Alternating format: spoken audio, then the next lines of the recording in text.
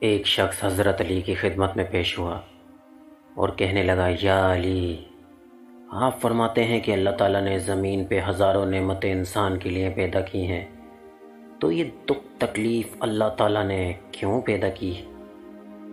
تو حضرت علی رضی اللہ تعالیٰ عنہ نے فرمایا، اے اللہ کے بندے، شکر کرو کہ اللہ تعالیٰ نے دکھ کو پیدا کیا۔ اللہ تعالیٰ کی عظیم نعمتوں میں سے ایک نعمت دکھ ہے۔ تو وہ شخص کہنے لگا، یا علی، دکھ بھی نعمت ہے؟ تو حضرت علی رضی اللہ تعالیٰ عنہ نے فرمانے لگے، اے شخص، دکھ انسان کو مضبوط بناتا ہے اور خوشیاں انسان کو کمزور کرتی ہیں۔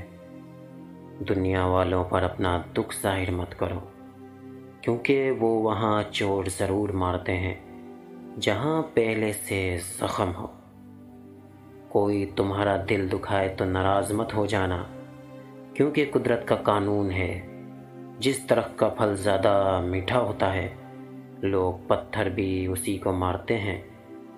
بے نسلے لوگوں کی سب سے بڑی نشانی یہ ہوتی ہے کہ تم جتنی انہیں عزت دو گے وہ اتنی ہی تکلیف دیتے رہیں گے۔